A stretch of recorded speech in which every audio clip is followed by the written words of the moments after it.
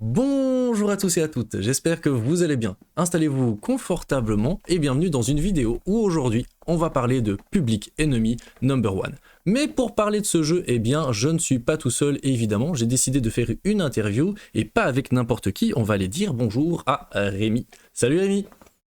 Salut. Comment vas-tu? Bah écoute, ça va bien. On peut dire En que ça fait vacances. 40 minutes qu'on parle avant de tourner la vidéo?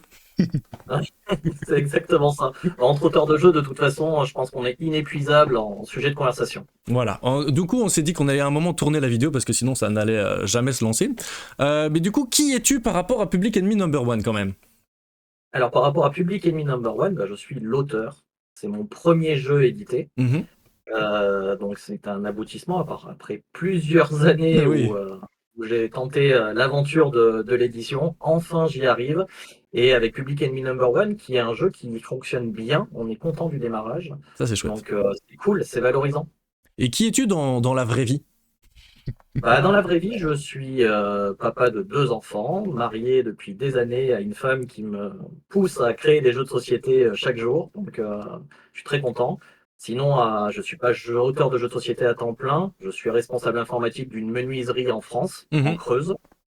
Euh, Et voilà. donc voilà, passionné de jeu. Passionné de jeu, j'imagine. Et pour la petite histoire, que comme ça les gens sachent, eh bien nous on s'est rencontrés sur la croisière ludique, c'est là où on a vraiment eu Tout à l'occasion fait. d'échanger ensemble, et j'avais envie de tourner une vidéo avec toi, et notamment de parler de game design. L'objectif dans cette vidéo, ça va être de parler un petit peu du jeu, évidemment, le pitcher, et voir un peu c'est quoi ses mécaniques, mais surtout de parler du game design, du game design du jeu et de toute son évolution. Donc pour ça, pouf, double caméra, waouh, c'est pas magnifique tout ça? Est-ce que tu peux nous expliquer très succinctement c'est quoi ce jeu? Alors, Public Enemy Number One, ça va être un jeu de draft. On va choisir des cartes. De collection. On va tenter de faire des majorités dans des couleurs de cartes Mhm. pour gagner des jetons. Et le but du jeu, c'est de gagner un jeton de chaque couleur. Il y en a 4 dans le jeu, plus un jeton spécial qui est le jeton One et qui est unique, qui va Mhm. pouvoir changer de main au cours de la partie en fonction des points que l'on va marquer à chaque manche. Voilà. Tu as très bien résumé. Alors, faut savoir que moi, du coup, j'ai joué au jeu évidemment pour pouvoir en parler avec toi aujourd'hui. Et oui, les règles peuvent paraître aussi simples que ça, mais c'est quelque chose, par exemple, que moi, j'apprécie beaucoup, l'épurage dans un jeu de société. Et du coup, voilà, je voulais absolument qu'on voit un petit peu le principe du jeu. Moi, je me permets de rajouter des petites règles sur tu pioches une carte dans un des paquets à chaque tour. On a parlé d'un côté majorité, essayer d'obtenir une majorité dans un gang, dans un style de couleur.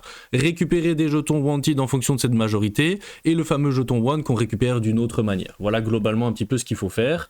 Avec aussi, et on le voit un peu dans cette image-là, on peut aussi le dire, d'autres petits modules supplémentaires, des petites règles supplémentaires qui peuvent amener un peu plus de profondeur en jeu ou un peu plus d'ambiance justement. Je pense notamment aux petits clic-clic bang-bang comme je les appelle. Clairement, on amène un côté un peu plus ambiance, un peu plus fun. Oui, le but du jeu, c'était vraiment d'amener une scénographie western dans Mmh. le jeu. Donc, avoir des jetons comme des jetons de poker, des cartes. Vraiment, on simulait une partie de poker au Far West. Mmh. Et pour amener encore plus dans la thématique, quand on a des égalités, on a imaginé avec mon éditeur une mécanique de duel. On appelle ça duel au soleil avec des balles, voilà, que tu as montré tout à l'heure, Ouais. où on va choisir en même temps une balle. Dans notre barillet, le barillet de notre colt, on va avoir 5 balles au verso où on va avoir clic, et une sixième, on va avoir bang. T'as vu Et le ça? but du jeu, oh, c'est fantastique. On aurait voulu le faire, on n'aurait pas réussi. Et le but du jeu, c'est d'être le premier à trouver le bang pour gagner le jeton en cas d'égalité. Voilà, exactement. Donc c'est ce qui met de l'ambiance effectivement dans la partie. Et là, tu as mis les paquets de cartes, effectivement. Donc on a des paquets face visible et on a un paquet face cachée, qui est le paquet saloon, où dedans, on va avoir non pas des bandits d'une certaine couleur, mais des cartes qui vont amener de l'interaction. Par exemple, celle Mmh. que tu montres là, avec la tête de mort, c'est un chasseur de primes. On va pouvoir aller détruire une carte chez un adversaire. Oui, c'est Voilà, ça. on a une carte pour voler. Et on a une carte, par contre, qui nous détruit une carte à nous. Alors là, elle ne fait pas plaisir généralement quand on la pioche, celle-là. Oui, ça c'est clair, c'est le shérif. Et c'est ça un petit peu l'idée. Comme ça, maintenant, vous avez. Alors, ce qui est marrant, c'est que je voulais essayer de montrer ça un petit peu, parce qu'en même temps, ça va nous permettre de parler du jeu. On parle d'un jeu de draft et d'un jeu de collection. Est-ce que tu peux nous dire pourquoi est-ce que vous avez utilisé ces deux mots-là? Qu'est-ce qui vous a fait utiliser ces mots-là? Bah, le draft, moi j'aime bien en fait. Choisir, donner des choix aux joueurs. Mhm. Voilà.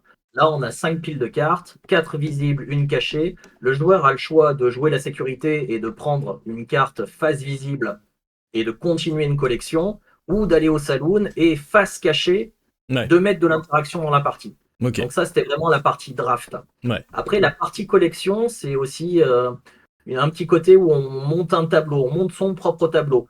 Dans l'histoire du jeu, en fait, on crée notre gang ouais. en recrutant dans différentes familles. On construit quelque chose et à la fin de la manche, bah voilà, on a le résultat de nos choix en fait. Ça, Hmm. c'est une technique que j'affectionne particulièrement. Ok, moi j'aime bien aller lire les fiches produits parce que je trouve que c'est un travail éditorial de faire une fiche produit pour essayer de les mettre en avant. Ben tiens, c'est quoi ce jeu? On voit qu'est-ce que vous avez décidé vous de mettre en avant. J'ai envie d'aller voir un petit peu. Vous avez décidé de dire qu'il y avait un graphisme très sympa. C'est marrant d'aller chercher ça. Et Ah, tu connais l'illustrateur, il me semble aussi surtout.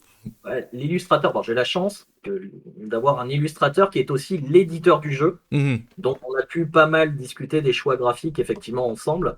Et bon, bah, comme le jour où il m'a présenté la couverture de la boîte, Ouais, bon, bah là, ça c'est on peut magnifique quand même. faire que s'agenouiller et dire merci. Voilà, ce design BD, ce design vieux western à la Clint Eastwood, bah, c'est parfait, ça collait parfaitement à l'ambiance du jeu. On essaye de devenir l'ennemi public numéro un. C'est clair. C'est fantastique. Un gameplay simpliste, ben là ça c'est clair, moi je suis assez d'accord, je réagis sans pour autant avoir vérifié ce qui était mis. Une prise en main immédiate, ben vous avez entendu les règles du jeu, là, hein, vous qui regardez cette vidéo ou qui l'écoutez, ben vous avez déjà quasi toutes les informations nécessaires pour pouvoir jouer et en fait et prendre du plaisir. Beaucoup d'interactions, ben effectivement, puisqu'on va continuellement regarder ce qui se passe chez les autres, en tout cas moi c'est ce que je faisais dans ma partie, pour essayer de gérer les majorités, puisqu'il y a un principe de majorité, tu vérifies tout le temps un petit peu où est-ce qu'on en est. Et excellente rejouabilité, bah évidemment, après, c'est pas mal de l'avoir mis. Maintenant, je pense que ça devient un peu nécessaire dans le milieu actuel du jeu de société d'avoir de la rejouabilité ou alors d'avoir du jeu. En fait, soit c'est un jeu rejouable, soit tu fais un jeu one-shot à la Unlock ou Behind, ou c'est souvent plus des jeux d'enquête. Donc, vous, beaucoup plus de rejouabilité et aussi avec. Les possibilités d'ajouter les plus petites règles supplémentaires. Je sais pas comment on les appelle, vous les appelez des bonus Des petits modules d'extension en fait, hein. Hmm. C'est des idées qu'on a eues pendant le développement du jeu. Il ne faisait pas partie du jeu de base, mais pendant le développement, bon, on a toujours des discussions avec l'éditeur. Et puis des fois, on a des contraintes de matériel ou carrément du matériel que l'on peut mettre en plus. Alors là, c'est fantastique quand un éditeur dit: ah ben écoute, Il y a ton jeu encore il de est la bien, place. j'ai encore 5 jetons à utiliser, que veux-tu faire avec? Et là, on s'est mis autour d'une table et puis on a réfléchi. Et on a eu l'idée de rentrer encore plus dans la thématique western. Et on a créé notamment ces fameuses balles qui départagent en cas d'égalité, parce qu'à la base, Ouais, on ne départageait pas en cas d'égalité, personne ne gagnait. ouais, C'était un peu frustrant. Donc on a créé cette mécanique de balle pendant le développement du jeu. Et en fait, c'est ça qu'affectionnent vraiment les joueurs. On le voit à chaque fois qu'on le sort en festival. Maintenant, les balles sont dans la règle de base, en fait. ouais, C'est ce qui amène vraiment une énorme animation autour de la table. ok. Voilà. Et plus on a d'animation, parce qu'on n'est pas forcément à deux égalités, peut être à trois, à Ouais. quatre. Et Voilà, alors c'est là, fantastique. ça part dans tous les Quand les sens. gens en festival se lèvent, commencent à siffler les chansons des westerns, des New Morricone, et commencent à faire comme s'ils faisaient un vrai duel, bah là on sait qu'on a gagné en fait. Ouais, et puis c'est assez plaisant. Mais justement, vu qu'on parle du développement du jeu, etc., et qu'on a un peu parlé du jeu et bien balayé celui-ci, ma première question un petit peu de ça, c'est d'où elle vient ta première idée? À quoi ça ressemble ta toute première idée? Avant Public Enemy Number One, déjà j'imagine il s'appelle pas comme ça ta toute première idée. C'est quoi la première idée qui est venue, qui a amené à ce jeu-ci maintenant? Alors, c'est un peu spécial parce qu'en fait, quand on crée un jeu, on peut partir de beaucoup de choses, thématiques, matériel, Mhm. un film qu'on a vu la veille, peu importe, je ne sais pas, il y a tellement de choses qui peuvent faire popper un jeu dans la tête. Là, pour le coup, c'était des visuels que j'avais trouvés sur le web. Ok. Voilà, je cherchais pour un autre prototype des visuels de personnages, il y a au moins 4-5 ans. J'avais trouvé des visuels super sympas, mais ça ne collait pas à mon proto. Ouais. Donc, je les ai mis de côté. Et il y a 1 ou 2 ans, je retombe sur ces visuels et je me dis: oh, c'est vrai qu'ils étaient bien, il faudrait réussir à faire quelque chose avec. Mhm. Et puis voilà, on n'y pense pas. Et puis des fois, on fait un trajet en voiture, on prend sa douche et bim, on a une idée qui pop à ce moment-là. Et j'ai une idée avec ces visuels. Alors ces Ok. visuels, c'était pas des cow-boys, Ok. c'était des gangsters. Des Voilà, gangsters, j'avais ok. les Irlandais, j'avais les bikers, j'avais, je crois, les Italiens, les Mhm. Yakuza. On était vraiment dans le cliché du grand gangster, du mafieux, voilà. Ok. Al Capone, des choses comme ça. Et avec ces visuels, j'ai eu l'idée de ce petit jeu de draft Mhm. que j'ai développé assez rapidement en fait, hein. Mhm.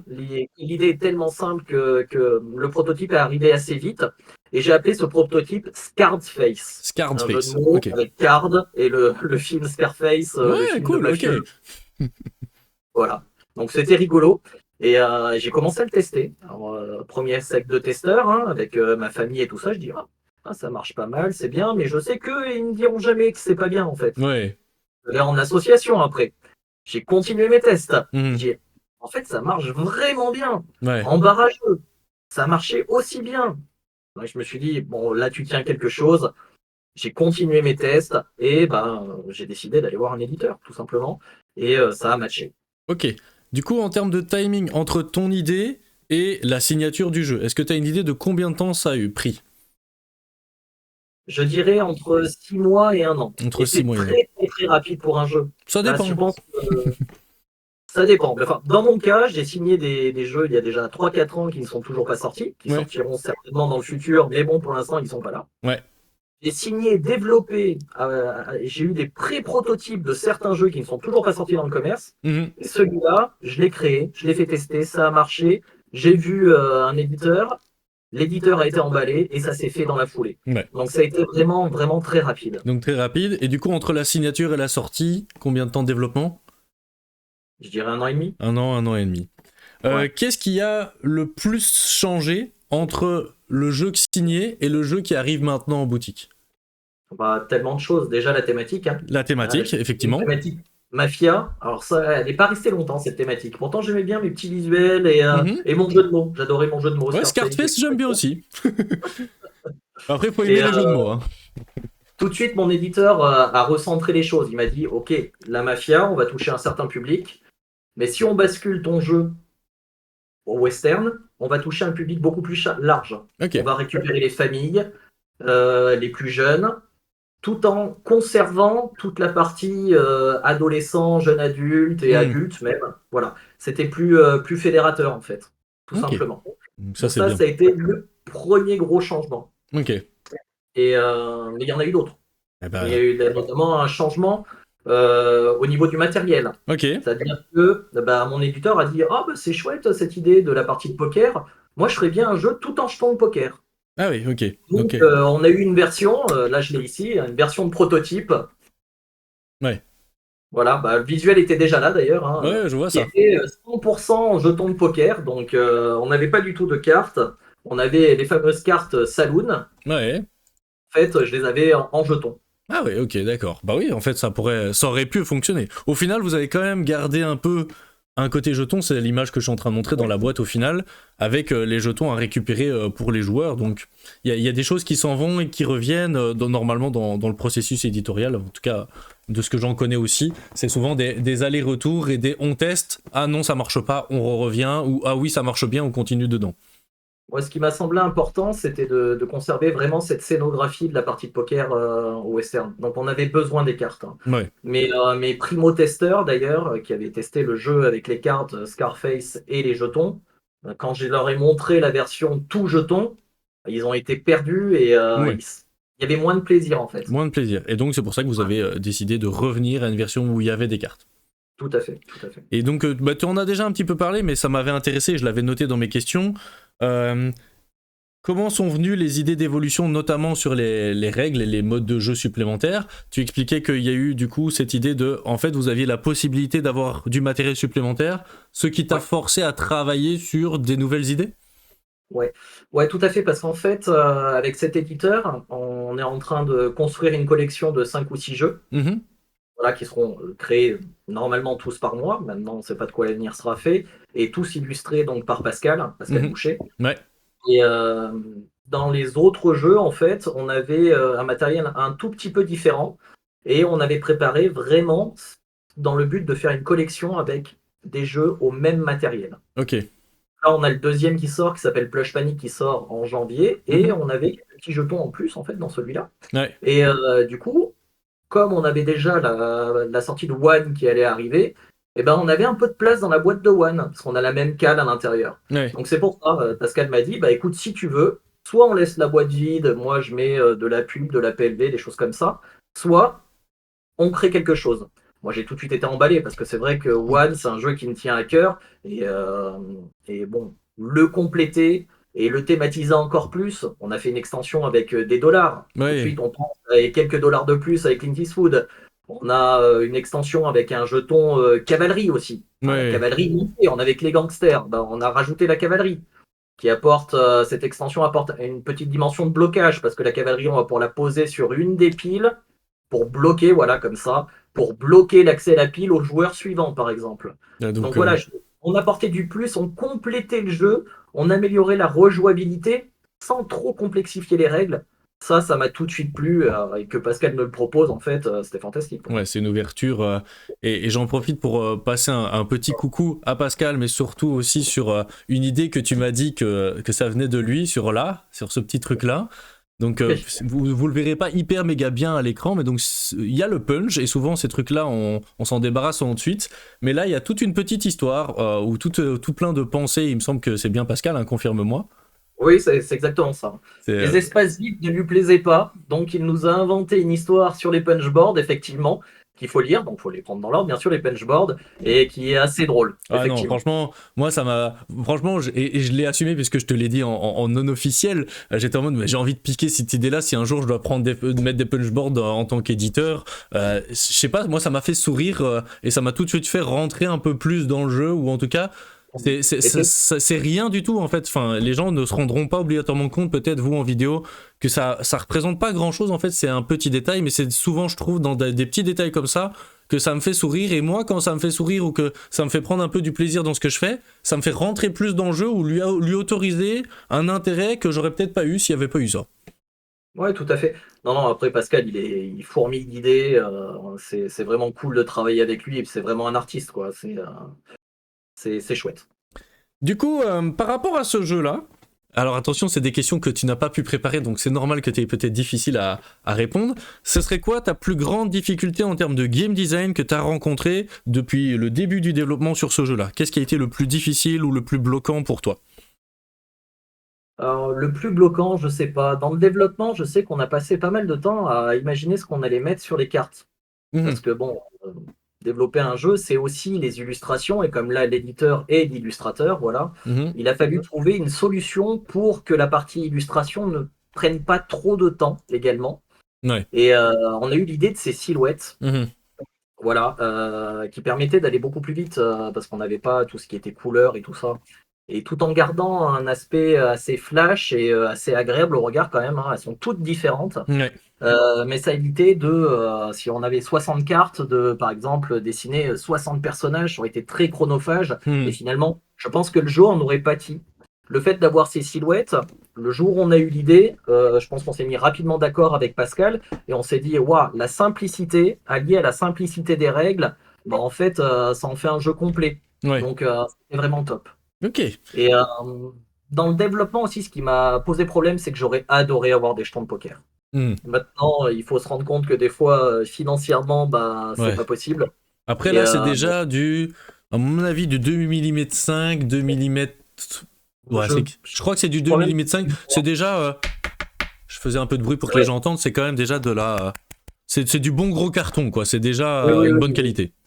Non, là, les cartes sont en 350 grammes. Enfin, je veux dire, généralement, quand Robin Red Game, donc Pascal Boucher, développe un jeu, généralement, il met l'accent tout le temps sur la qualité. Voilà. Mhm. Ça, c'est important. Il n'y a rien à faire. Bah, c'est important parce qu'il faut que le jeu, en fait, dure dans le temps. Mhm. Je sais qu'aujourd'hui, la durée d'une vie d'un jeu, je crois qu'on dit que c'est 3-4 parties quand on achète un jeu. Ouais, mais c'est pas le genre de jeu que j'ai envie de développer. Mhm. Je l'ai fait suffisamment simple, dans des boîtes suffisamment petites, dans un prix suffisamment condensé pour que les gens aient envie d'y rejouer souvent, de le faire découvrir. Et pour ça, il faut qu'on ait un jeu qui dure. Ok. Voilà, vraiment. Euh, Qu'est-ce qui est toujours là depuis le tout début, depuis la première version dans ton cerveau? Qu'est-ce qui est toujours là dans le jeu? L'interaction entre les joueurs, Ok. le saloon. Le saloon. Voilà. Vraiment, quand je crée quelque chose, j'essaye de créer une histoire en même temps. Mhm. Et le saloon, c'est vraiment la pierre angulaire de ce jeu parce que c'est qui amène l'interaction. Bien sûr, on a de l'interaction sur la draft. On va Hmm. regarder nos adversaires à droite et à gauche et se dire ah lui il a 3 cartes, j'en ai que 2. Est-ce que j'y vais? Est-ce que j'attaque une autre couleur? Mhm. Ok, c'est l'interaction. Mais l'interaction directe que donne le saloon, c'est vraiment top. Parce Ah, qu'on va avoir 2 cartes. On a 3 types de personnages en fait dans le saloon. Les arnaqueurs avec les cartes de poker qui permettent de voler des cartes aux adversaires. Ceux où il y a la tête de mort, c'est les chasseurs de primes. On va détruire des cartes chez l'adversaire. Donc vraiment, c'est des interactions fortes.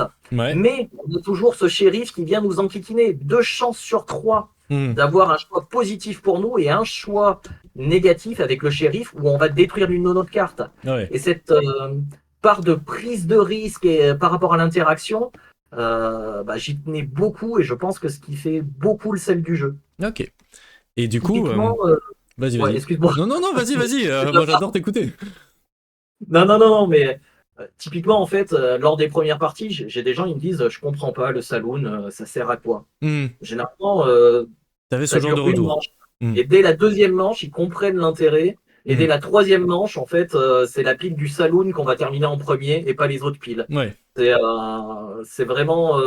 Ouais, ça fait partie du jeu, cette interaction, comme ça pouvait faire partie du jeu au Far West à l'époque, quoi. Ouais, d'accord. Et ça, c'est intéressant aussi. Moi, j'aime bien savoir, tiens, qu'est-ce qui est resté dans le jeu, puisqu'un jeu, c'est normal, il vit, il évolue, comme tu l'expliquais, avec parfois des contraintes financières, avec parfois des avantages, des inconvénients, des évolutions sur le public cible, et du coup, ça impacte le game design sur la mécanique même d'un jeu. Et donc, j'aime bien aller savoir, bah, tiens, qu'est-ce qui reste toujours.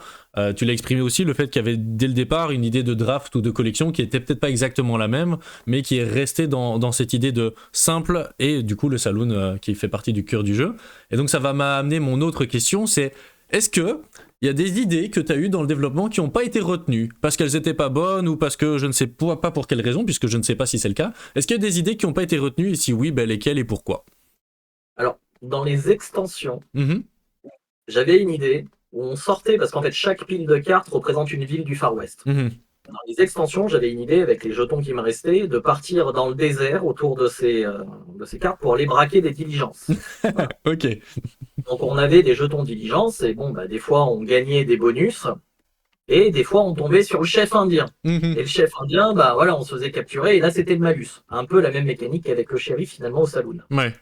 Et j'ai compris rapidement que l'histoire du chef indien pouvait être très clivante, Mhm. notamment pour les ventes à l'international. Donc c'est une des idées qui a disparu. Ok. Moi, je voyais pas mal en fait. J'étais dans les albums de Lucky Luke, Ouais. mais c'est vrai qu'il faut penser aussi à ce genre de choses, l'inclusivité. Mhm. C'est très très très important pour notre auteur de jeu. Et quand on est débutant, on a encore des étoiles plein les yeux et on pense pas à tout ça. Donc Mhm. des fois, on a un éditeur qui nous ramène À la à la réalité un peu. réalité. C'est là où c'est Ouais, bien de c'est faire le exactement. travail avec pas tout seul justement et d'être avec quelqu'un Ouais. qui bah, du coup je l'entends puisque bah, moi je le connais pas personnellement mais du coup Pascal est très investi, a été très investi dans le développement du jeu, dans plein de petites idées, de plein de détails, mais c'est ce qui fait que le jeu il sort aujourd'hui et qu'il est vendu et on lui souhaite un grand succès.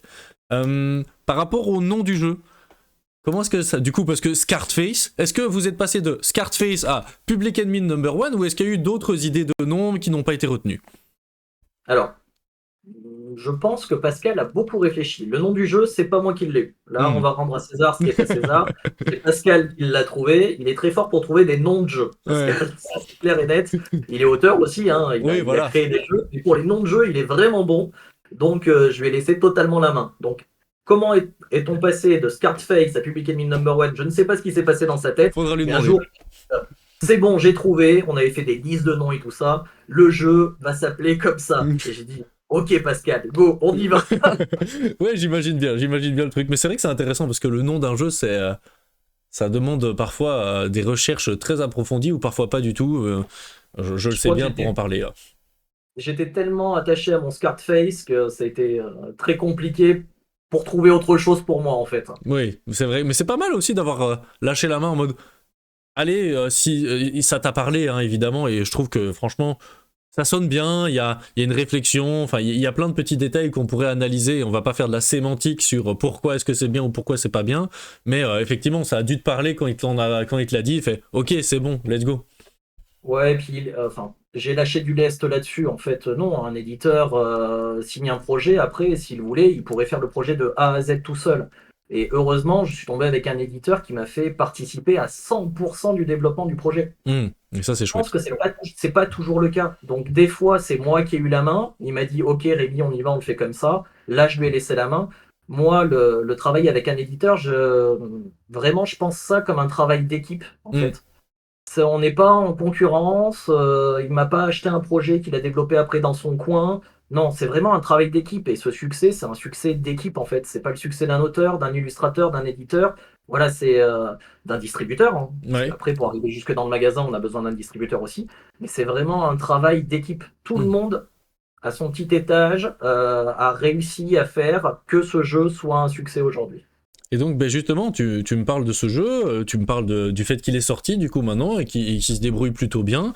Est-ce qu'il y a des perspectives futures pour le jeu? Extension, standalone, autre version? Ou est-ce que il est là, il est complet et il restera comme ça?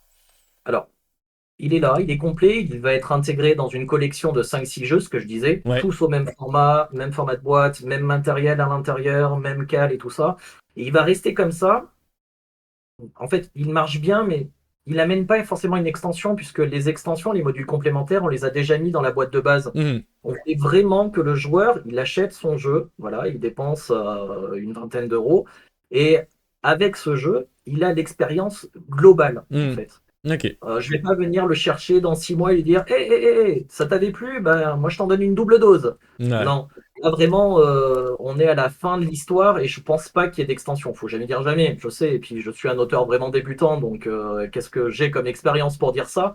Mais je pense qu'on arrivait au bout de l'histoire de ce qu'on voulait raconter, moi et l'éditeur. Mhm. Ok, bah oui, après, il n'y a aucune obligation de sortir d'extension, c'est juste que j'aime bien me poser cette question, tiens, c'est quoi la perspective future du jeu? C'est qu'en gros, maintenant, il est sorti en boutique et qu'il soit bah, distribué, ou en tout cas qu'il soit partagé au plus grand Alors, nombre dans d'autres pays potentiellement, puisqu'on n'a pas voilà. encore parlé de ça, mais il a été traduit dans 3 ou 4 langues dans mes souvenirs, Euh, néerlandais, espagnol, anglais, français, enfin ça fait 4 langues. Du coup, est-ce que il est distribué dans ces différents pays-là, ou comment ça se passe? alors, moi, ça commence. Ça aussi, c'est un aspect que je découvre du monde du jeu. Mais ouais, un jour, Pascal, il me dit ouais, on en a vendu 150 boîtes en Belgique. Génial, je me dis, mais mince, c'est pas qu'en France alors, ça va être aussi dans le monde. Et là, après, on a eu la Suisse qui nous a pris des boîtes. Je sais qu'on a des touches au Canada, il me semble. Et je pense que c'est un jeu qui se prêterait bien au marché américain, Ok. vraiment avec toute cette interaction. Et puis là, on vient de me parler peut-être du marché asiatique. Alors je dis, waouh, moi j'ai des étoiles plein les yeux quand on me dit tout ça. Peut-être que ça se fera, peut-être que ça se fera pas. Mais ouais, c'est très valorisant, on va dire. Bah oui, c'est ça. Mais du coup, c'est ça qu'on peut souhaiter pour le futur de Public Enemy Number One. Non pas obligatoirement des extensions ou des changements de thématique, mais surtout bah, une distribution dans le plus grand nombre. Ouais, et puis une belle implantation en France aussi, hein, parce qu'on sait qu'aujourd'hui, avec le nombre de sorties que l'on a en magasin, un jeu peut avoir un succès sur un mois et totalement disparaître des étalages après. Mhm. D'autant plus quand tu vas avoir une combinaison auteur débutant, éditeur modeste, on va dire, et pas éditeur premium français. Voilà, soit on a des bonnes relations avec les magasins et puis ils nous mettent en vitrine, soit bah, les magasins nous oublient rapidement parce que la nouveauté appelle la nouveauté et puis c'est la fuite en avant permanente en fait. Et donc, bah, justement, là, moi, je suis quelqu'un qui est en train de regarder cette vidéo. Et j'aime bien ce jeu. Du coup, je vais me permettre de faire la publicité pour Abby Games, si je dis pas de bêtises, qui est le Game, c'est le distributeur. distributeur. Abby Games, le Voilà. distributeur. Donc, je vais me renseigner dans ma boutique locale pour savoir si Abby Games amène des jeux dans cette boutique-là, puisque j'imagine que pour que Number puisse arriver dans une boutique, ça passe par Abby Games, qui était donc le distributeur. Tout Et à fait. sinon, je peux me renseigner auprès de, et je l'ai là, hein, il est là, comme ça, Robin Red Games, qui est là l'éditeur. L'éditeur, oui. Ouais, c'est exactement ça. Et donc voilà, n'hésitez pas si vous avez de l'intérêt pour ce jeu et envie eh bien d'aller l'acheter, ben simplement d'aller faire toc toc toc à votre boutique et de lui expliquer que ce jeu il a l'air cool, que vous il vous intéresse, et donc de contacter Abby Games ou Robin Red Games, bref, l'un ou l'autre, je pense que ça fonctionnera quoi qu'il arrive, puisqu'ils travaillent en collaboration pour se mettre en contact et que le jeu puisse être vendu en boutique, puisque c'est, comme tu l'expliques, un peu le cheval de bataille de tout le monde, c'est qu'il existe. Toutefois, moi je trouve que c'est ça qui est cool et ça m'étonne pas qu'en Belgique ça ait pu fonctionner parce que comme vous l'avez vu, normalement, hop là, bah, il n'y a pas de texte. Alors oui, il y a du texte, mais du texte d'ambiance, c'est le nom d'un personnage ou quoi, donc c'est international directement, ce qui fait que ben, moi, à Bruxelles, je peux faire jouer des personnes en anglais, en néerlandais ou en allemand, ça ne va pas poser de problème au jeu ou ça ne demande pas de traduction spécifique. Et ça peut faire partie des qualités qui peuvent justifier le fait qu'on achète un jeu ou pas parfois. Ouais. Alors ce texte, il n'est pas anodin quand même sur les cartes, hein. C'est la caution un peu historique du jeu. Tous les noms de bandes de gangsters ainsi que les noms des gangsters eux-mêmes, Ouais. en fait, c'est des personnages qui ont réellement existé Ouais. historiquement. Vous avez même un petit texte historique dans les règles du jeu. Ouais. Et sans pour autant vous spoiler, je vous invite vraiment à lire les règles de jeu, ça pourrait vous apporter un tout petit avantage en début de partie. Allez lire, vous verrez bien. Voilà, comme ça, les gens ils auront peut-être envie d'aller lire les règles de jeu. Par contre, j'ai vu le truc sur le site de Happy Games, n'empêche, parce que j'ai vraiment bien aimé ce site, tac. Parce que en fait il y a toutes les infos qu'on peut retrouver aussi sur ce site là si on veut, l'air de rien, notamment de 2 à 6 joueurs parce que c'est vrai qu'on en avait même pas parlé, 8 ans et plus, 20 minutes, for colorblind, donc ça veut dire que c'est réfléchi pour les daltoniens, c'est bien ça? Ouais, tout à fait, avec les noms des familles notamment. Voilà. Avec le nom des familles et des logos que je vois qui sont trouvables. Vous avez une vidéo qui était très chouette que moi j'avais regardé qui explique. Vous avez surtout le PDF, le pack d'images, voir les avis des joueurs. Vous avez un résumé ici. Je sais qu'en dessous j'avais vu aussi une autre petite vidéo de Public Enemies. Bref, vous avez plein de manières. Vous avez même le livret de règles et même le livret de règles en anglais à pouvoir télécharger si jamais. Je trouve que ça c'est assez chouette aussi pour pouvoir aller découvrir le jeu ou prendre des informations. Très chouette site internet bien fait qui Ouais. peut mettre en avant justement ce jeu. Happy Games, c'est pas le plus gros distributeur français, mais c'est vrai, c'est une société qui essaye vraiment de mettre en valeur ses jeux et c'est appréciable. Ils ont peut-être moins de références que les autres, ils sont peut-être plus petits que les autres, mais ils travaillent vraiment leur jeu. Et ça, c'est vraiment top. Eh ben, merci beaucoup. Merci pour cette interview où on a pu un peu parler de Public Enemies et du game design. Est-ce que tu as un dernier mot par rapport au jeu, un truc que tu voudrais raconter? Et puis sinon, on va tout doucement clôturer cette vidéo. Bah écoute, pas forcément, juste c'est mon premier jeu, donc c'est une énorme fierté, quoi. Mhm. Quand j'ai commencé à faire des jeux il n'y a pas si longtemps que ça, il y a 4-5 ans, bah, je m'attendais pas à avoir un produit fini aussi top et aussi proche de ce que j'ai voulu faire. Donc je suis un auteur super heureux aujourd'hui. Eh ben, parfait, et c'est tout ce qu'on te souhaite, encore plein de bonheur dans le futur. Sur ces belles paroles, eh bien moi je vous souhaite aussi plein de bonheur. N'hésitez pas à liker, commenter cette vidéo, je sais que Rémi il ira voir aussi un petit peu ce que vous aurez écrit. Si vous avez pu y jouer, n'hésitez pas à commenter en dessous de la vidéo qu'est-ce que vous en avez pensé, ou même qu'est-ce que vous avez pensé de ce format de vidéo où j'interviewe un peu des personnes du monde ludique et on va un peu plus à l'arrière ou à l'intérieur plutôt d'un jeu de société, essayer de comprendre comment ça s'est passé, l'histoire et l'aventure de celui-ci. Sur ces belles paroles, bisous, bye bye.